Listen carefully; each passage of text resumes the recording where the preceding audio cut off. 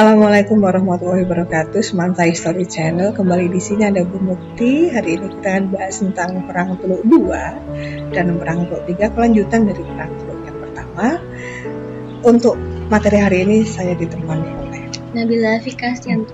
Oke, Nabila akan menemani Bu Mukti dalam beberapa menit untuk pembahasan Iya. 2 dan 3. Iya. Jadi yang pertama ini kita akan membahas pengertian, ada beberapa poin yang akan kita bahas. Pertama itu ada pengertian Perang Teluk II, latar belakangnya, sebab-sebabnya, juga jalan dan akibat dari terjadinya perang itu sendiri. Tersebut ya. Kita gabung ini 2 dan 3 jadi satu. Iya. Karena memang ada kelanjutannya kayak. Iya. Ya. Oke, jadi Perang Teluk II ini perang antara negara Irak dan juga Kuwait. Jadi perang ini terjadi itu pada tanggal 2 Agustus 1990 dengan penyerbuan Irak ke Kuwait. Lalu PBB ini memerintahkan menarikan pasukan Irak dari Kuwait pada batas tanggalnya itu 16 Januari 1991. Lalu di sini ada alasan mengapa Irak menginvasi Kuwait. Iya, mengapa Irak ini demikian nggak capek perang ya? Perang terus. Ketika perang pertama dengan Iran, ada kaitannya nggak perang Irak-Iran yang perang Teluk I dengan perang Kuwait ini? Ada. Nah, ini tuh ada beberapa alasan Ibu kenapa si Irak ini menginvasi Kuwait. Yang pertama itu karena ada Pulau Babian dan juga daerah Rumaila yang kaya akan minyak di Kuwait, Bu. Jadi itu untuk membangun kembali negara Irak itu. Iya, yang perang Teluk yang pertama Irak-Iran juga masalah minyak juga ya. Iya. Komoditas minyak memang komoditas yang Besar paling utama juga, di Kuwait. utama ya. Iya.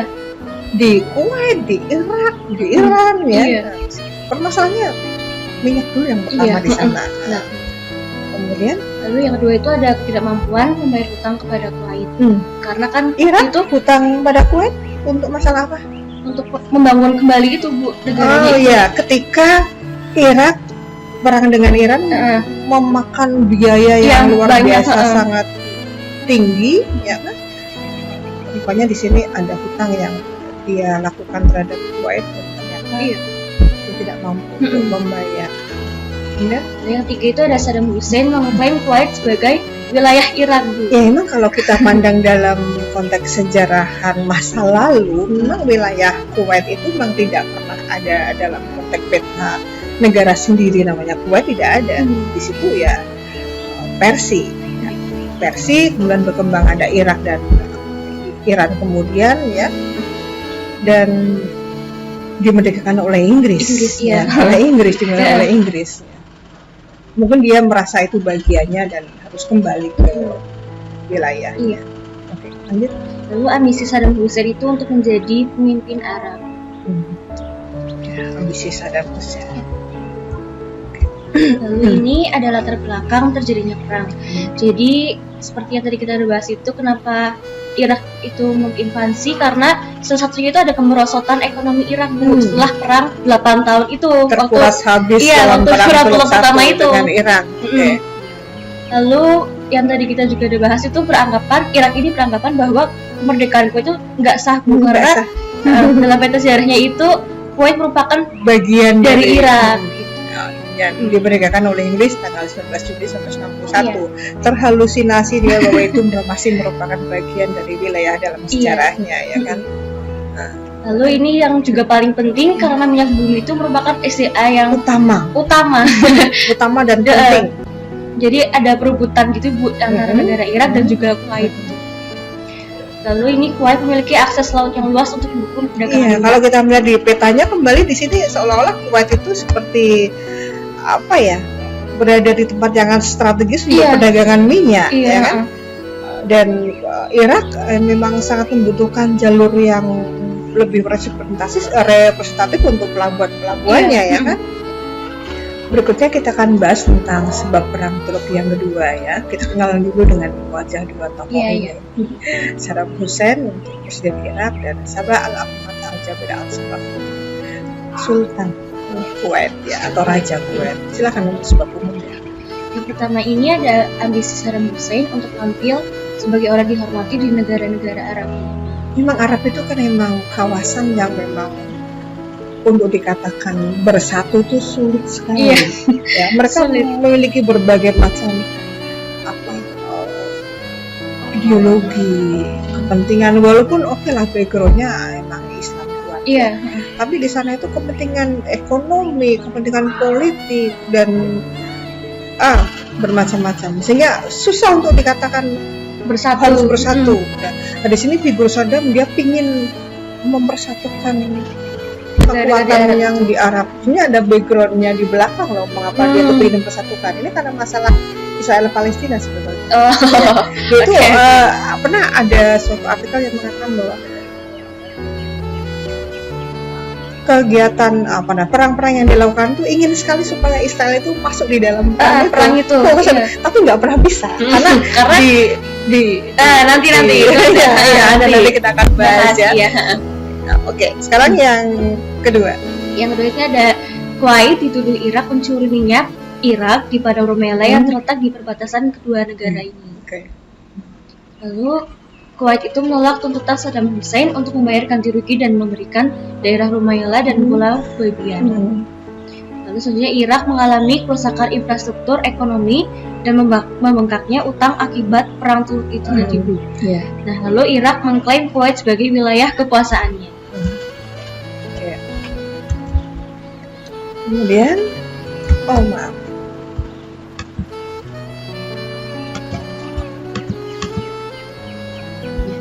Selanjutnya ini ada sebab khusus perang Teluk. Yang pertama itu karena ada terjadinya pelanggaran kuota minyak oleh Kuwait, Arab, dan juga Uni Emirat Arab. Lalu di sini itu kenapa melakukan pelanggaran produksi, karena jumlah yang mereka hasilkan itu melimpah. Maka dari itu akhirnya harga-harganya kan murah. Otomatis murah. Negara akan misalnya ada suatu negara yang membutuhkan minyak, dia otomatis akan mencari yang minyaknya lebih murah. Dan Irak merasa terpukul di mana dia ingin mendapatkan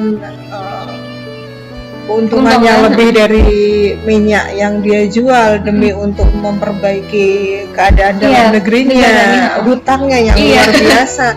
Tapi di sisi lain harga minyak anjlok. Iya, malah tuh. Ya, luar biasa. Lalu kemudian itu ada serangan Irak terhadap Kuwait. Akhirnya ya. Pada tanggal 2 Agustus 1990 yang berhasil menduduki wilayah Kuwait. Nah, ini pada tanggal 2 Agustus 1900 di bawah pimpinan Saddam Hussein, Irak 1990. Oh iya, sorry. 2 Agustus 1990 ini di bawah pemerintahan Saddam Hussein, Irak mengirimkan 100.000 tentara dan berhasil menyerang Kuwait. Yang saat itu Kuwait itu hanya memiliki 20.000 tentara, Bu. Banyak ya itu tentaranya. Tapi kan 20.000 tentara yang dia miliki sendiri dari luar. Oh iya, benar. Dia nggak membayangkan lebih luar biasa dari pasukan yang dimiliki oleh Irak. Iya. Lalu Ahmad al-Sabah ini sultan dari Kuwait meminta pertolongan dari Arab. Nah kan, dari luarnya lebih dari angka itu. Lalu pada tanggal 8 Agustus 1900, Amerika Serikat, Inggris, Prancis, Australia, dan negara-negara Arab melakukan operasi perisai gurun atau yang disebut dengan Desert Shield Operation. Namanya diganti menjadi Badai Gurun atau Desert Storm Operation di bawah Jenderal Norman. Ini memang perang koalisi atau perang multinasional ya. Multinasional yang memang dikendalikan oleh Amerika Serikat. Bergabung beberapa negara ini, kebanyakan mereka adalah yang masuk dalam organisasi NATO. Untuk mempertahankan wilayah Kuwait yang memang bagi negara-negara Barat, Kuwait itu memiliki arti penting karena memang kandungan minyak itu banyak kilang-kilang minyak milik negara-negara Barat yang memang berada di wilayah Kuwait, dan dia melindungi aset-aset ekonominya yang ada di negara Kuwait tersebut. Nah, namun invasi tersebut ditentang oleh dunia internasional, yaitu lebih tepatnya dalam konferensi di Kairo, Liga Arab, bahwa Irak itu harus segera menarik mundur pasukannya dari Kuwait.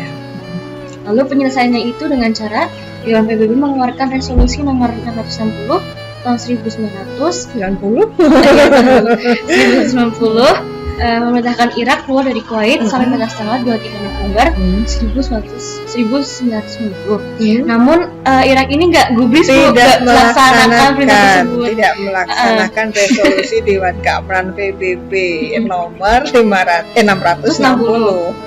Lalu pada tanggal 15 Januari 1990 ini, USA melakukan hak veto Dewan Keamanan PBB bersama kelompok Inggris dan Prancis untuk menyerang Irak. Lalu dengan berarti ini ada memang kelihatan dominasi PBB itu milik siapa ya? Akhirnya organisasi internasional menjadi klaim untuk menentukan sebuah negara itu menjadi diserang. Ini aneh sekali nih. PBB itu lembaga internasional urusan perdamaian kan? Iya, tapi kok ini bisa untuk diskusi offline lebih luar biasa sebetulnya. Lalu di sini ada dampak terjadinya perang, yaitu ada 3 poin dari pihak Irak, Kuwait dan juga pihak negara ketiga. Yang pertama dari pihak Irak, yang udah pasti Irak tuh harus membayar ganti rugi kepada kalah. Hukum internasional pampasan perang yang kalah yang bayar. Lalu Irak harus mengizinkan tim inspeksi nuklir PBB untuk memeriksa nuklir Irak. Mulai dicurigai keberadaan nuklir Irak. Iya. Lalu yang ketiga, Irak itu terkena embargo ekonomi. Aduh, sudah kalah. Embargo ekonomi. Ini suatu cara untuk menghancurkan negara tidak harus dengan kekuatan militer. Iya betul, bisa dengan kekuatan ekonomi juga bisa. Lalu negara dan perekonomian Irak ini rusak berat karena kemungkinan tentara multinasional dan blokade ekonomi serta embargo yang ditetapkan oleh PBB. Lalu yang terakhir ini ada konflik teluk telah membuka kembali perhatian dunia tentang perlunya penyelesaian segera seluruh masalah Timur Tengah. Iya kan emang rumit sekali masalah Timur Tengah itu. Masalah Timur Tengah itu tidak hanya masalah di Persia ini, di Syria, di Lebanon, di Palestina, di Israel, di Afghanistan. Banyak ya Bu ya? Banyak sekali. Mana ya yang damai di wilayah sana, Arab Saudi. Tapi kita lihat nanti tentang Arab Saudi ya. Lalu di sini pihak Kuwait itu ladang minyaknya itu rusak berat karena dibakar oleh Irak. Udah selesai kalau ladang minyak itu dibakar. Ketika perang Teluk Satu juga seperti itu. Ladang-ladang minyak Iran yang kebakar dan kemudian imbasnya pada ketersediaan air bersih di Teluk Pers itu juga menjadi masalah yang sangat rumit untuk diselesaikan. Dan negara ketiga? Yang pertama itu ada perpecahan negara-negara Arab. Mana yang pro, mana yang kontra. Semakin banyak permasalahan di negara Arab. Lalu ini yang kedua ini Amerika Serikat berhasil memperoleh pangkalan militer di Dahran, Arab Saudi untuk melindungi Israel, Bu. Sebagai sekutu terpentingnya di Timur Tengah. Melindungi Israel. Padahal negara-negara Arab itu sepakat untuk anti dan untuk melindungi Palestina sebagai lawan dari Israel. Tapi di sini malah Amerika mendapatkan sebuah pangkalan militer yang justru dia gunakan untuk melindungi Israel di Arab Saudi. Ini sebuah bukti bahwa memang rumit permasalahan di daerah Timur Tengah, rumit permasalahan di daerah sana, dan sulit sekali untuk menyatukan satu pandangan untuk membantu yang sebenar-benarnya perjuangan Palestina itu memang sangat susah untuk direalisasikan. Dan yang ketiga ini ada peranan Amerika Serikat semakin kuat di Timur Tengah. Yang terakhir itu ada kekuatan Israel semakin tidak ada tandingannya karena tadi itu Amerika Serikat itu. Iya, tadi Bu Mukti bilang bahwa Saddam Hussein itu berkali-kali ingin memancing supaya Israel itu tampil dalam perang. Tapi karena Amerika Serikat ada pelindungnya. Untuk mengatakan jangan ikut perang. Kalau Israel udah ikut perang, Saddam Hussein optimis sekali tercipta sebuah persatuan Arab untuk mengganyang istilahnya mengganyang Israel gitu, kalau kita pakai istilah dari Pak Karno, mengganyang Israel. Tapi gimana lagi, kita lihat di fakta-fakta yang di atas itu bahwa Arab Saudi pun sudah melegalkan sebuah wilayah di Dahran untuk pangkalan militer. ini. Tadi kita selesai perang Teluk 2, sekarang kita masuk ke perang Teluk 3. Iya. Ada kaitannya juga kan ya? Ada, masih ada. Masih ada kaitannya. Masih ada. Jadi ini perang Teluk 3 ini terjadi antara negara Irak dengan multinasional atau Amerika Serikat. Sama kayak yang tadi. Sama, ya. Cuman yang tadi itu Kuwait ya. Dengan Irak. Tapi kemudian Kuwaitnya dilindungi oleh multinasional. Ini Kuwaitnya selesai, multinasionalnya masih terus. Iya. Dan masih berlanjut. Dan isu Iraknya bertemu langsung dengan dengan multinasional. Isunya nanti akan kita lihat di sini, silakan. Ya, jadi pada 2002 itu terjadi konflik antara Amerika Serikat dengan Irak. Nah, si Amerika ini menuduh Irak bahwa telah mengembangkan nuklir dan senjata pemusnah massal. Iya, ketika perang lawan Kuwait. Pokoknya dia berpikir ada indikasi Irak itu memiliki senjata nuklir dan senjata-senjata yang biologis ya, senjata biologis yang di situ efeknya adalah betul-betul menjadi pemusnah massal yang luar biasa. Lalu PBB mengeluarkan resolusi nomor 1441 pada tanggal 8 November 2002, yaitu menuntut Irak untuk mengizinkan dan memberikan akses sepenuhnya kepada UNIFIC atau United Nations Monitoring, Verification and Inspection Commission dan juga IAEA, yaitu International Atomic Energy Agency. Dan Irak open atas kedatangan dua lembaga ini. Silakan dilihat. Kalau memang ada kami memiliki senjata yang sangat mematikan tersebut dan hasilnya ternyata tidak terbukti. Oke. Tapi kan walaupun tidak terbukti, presidennya George Bush yaitu tetap melancarkan serangan pada tahun 2003 itu dengan beberapa tujuan. Yang pertama itu membentuk pemerintahan boneka di Irak. Nah, ini berarti Amerika dan kawan-kawan sudah ingin mengganti kekuasaan yang lebih pro pada kekuatan Barat, kekuatan demokrasi terutama. Lalu yang kedua itu ada menguasai ladang minyak di Irak. Lalu yang ketiga tentu saja melindungi Israel dari ancaman Arab termasuk Irak. Nah, keempat itu ada menggulingkan Saddam Hussein yang dituduh sebagai ancaman perdamaian dunia. Yang melindungi Israel ya? Iya. Melindungi Israel. Karena emang Saddam itu berusaha untuk memancing gimana supaya Israel itu tampil dalam kancah perang, tapi tidak pernah berhasil. Menggulingkan Saddam Hussein ya. Ending terakhirnya, tujuan terakhirnya yang disebutnya. Iya. Nanti itu Pak. Iya. Lalu di sini ada kronologi jalannya perang. Pada tanggal 18 Maret 2003 itu melalui pidatonya, Presiden George ini mengultimatum Saddam Hussein dan putra-putranya untuk meninggalkan Irak dalam waktu 48 jam atau mereka itu harus menghadapi perang. Tapi lagi-lagi Saddam Hussein itu nggak menggubris nggak melaksanakan ultimatum tersebut. Nah, lalu pada tanggal 20 Maret 2003 itu pukul 5:30 waktu Baghdad, perang yang dilancarkan Amerika Serikat dan Inggris terhadap Irak pun dimulai. Seluruh kendali penjelajah Tom Hawk mulai menghantam sasaran-sasaran tertentu di ibu kota Irak, itu Baghdad. Lalu pada tanggal 23 Maret 2003, selama 24 jam mulai pukul 9, pesawat tempur Amerika itu melakukan lebih dari 1.500 serangan. Sebanyak 100.000 tentara Amerika Serikat, marinir Amerika Serikat dan juga pasukan gabungan sudah mulai masuk ke Irak. Sudah mulai masuk ke Irak. Dari lapangan ini dari Bahrain, Arab Saudi. Dari Bahrain, Arab Saudi. Kapal militernya kan di Bahrain. Iya. Kalau kalian lihat di peta kan Bahrain dengan Irak kan bersebelahan. Iya. Nggak usah jauh-jauh startnya. Iya, sebenarnya nggak usah jauh-jauh. Juga dari wilayah-wilayah yang di sekitar yang memang pro pada kekuatan mereka, kayak di Kuwait, di Teluk Persia. Lalu selanjutnya ada tanggal 24 Maret 2003 ini, pasukan Amerika Serikat telah bergerak masuk ke Irak dan berada di sekitar 60 mil dari ibu kotanya, yaitu Baghdad. Sudah masuk ke dekat sekali dengan udah dekat. Lalu pada tanggal 25 Maret 2003, Angkatan Udara Amerika Serikat melakukan lebih dari 1.500 serangan dengan 100 sasaran, yaitu difokuskan pada unit komando dan kontrol serta unit-unit Garda Republik dan sekitarnya Baghdad. Lalu pertempuran sengit juga terjadi di dekat Najaf dan Nasiriyah, dan mereka menggempur partai Ba'ath Assamawah. Partai Saddam Hussein partainya Ba'ath. Iya kan. Partai Nasional.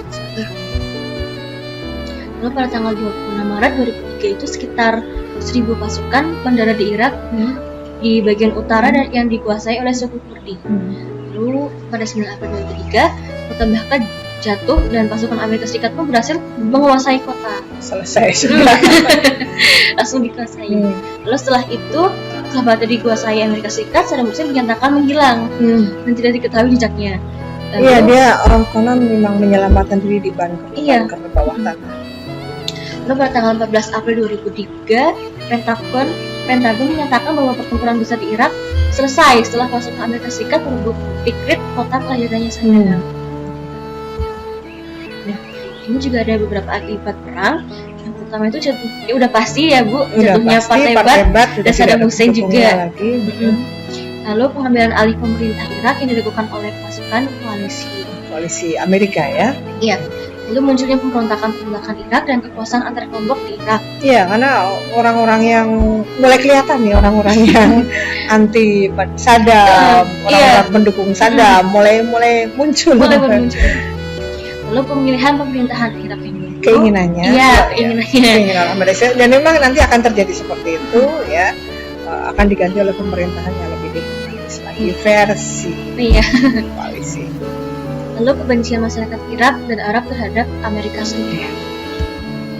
Nah ini keadaan Saddam Hussein pasca perang. Di sini itu ada pada tanggal 11 ini September. Peristiwa sebelum akhir ya, 9 September 2001 itu yang peristiwa WTC itu ya. Iya. Pada tanggal 11 September 2001 itu di Amerika Serikat telah terjadi pengeboman Bu. Pengeboman itu dan dituduhkan itu pesawat yang nabrak gedung ini WTC. Pesawat yang nabrak. Dan diindikasikan itu merupakan dilakukan oleh teroris. Teroris dikaitkan dengan waktu itu ada Al-Qaeda dan sebagainya. Amerika rupanya pernah menyatakan bahwa itu di belakangnya itu karena ada dalangnya Saddam Hussein. Ini menjadi semacam kayak bumbu yang semakin enak sekali menjadi alasan kenapa dia kemudian harus menangkap dan mengeksekusi Saddam. Ini background belakangnya memang sangat padat sekali dengan permasalahan, tidak hanya masalah yang di dalam negeri itu, tapi juga masalah-masalah yang memang terjadi di Amerika, di mana ada peristiwa WTC ini dikait-kaitkan dengan masalah seperti itu. Lalu setelah serangkaian pelarian Saddam Hussein ini, akhirnya pada tanggal 13 Desember 2003, Saddam ini berhasil ditangkap di kota kelahirannya, yaitu di Tikrit. Iya, dalam sebuah bunker bawah tanah. Nah ini, ini adalah akhir dari penangkapan yang dilakukan terhadap Saddam Hussein, kemudian diambil oleh Amerika dan dia dieksekusi bersama dengan pendukungnya, dieksekusi mati. Tanggal 5 November 2006 ia secara resmi dijatuhi hukuman mati bersama 2 terdakwa lainnya. Lalu pada tanggal 30 Desember 2006 Saddam Hussein pun karena eksekusi itu tiang gantungan. Dieksekusi mati di tiang gantungan. Inilah harga mahal yang harus diterima oleh tokoh yang sangat legendaris, Saddam Hussein dari Irak. Oke, ini sumber-sumber artikel yang penulis ambil untuk pembahasan Perang Teluk 2 dan Perang Teluk 3. Oke, semoga ada manfaatnya kajian ini. Kita bisa melakukan diskusi-diskusi secara offline ya, tentang masalah-masalah ini untuk lebih memperdalam kajian. Mohon maaf kalau ada salah kata, salah tulis, salah sebut. Jadi banyak sekali salah kata ya. Kita sedang belajar dan belajar. Kita sedang berusaha untuk tahu dunia internasional itu seperti apa. Oke, terima kasih atas perhatiannya. Assalamualaikum warahmatullahi wabarakatuh.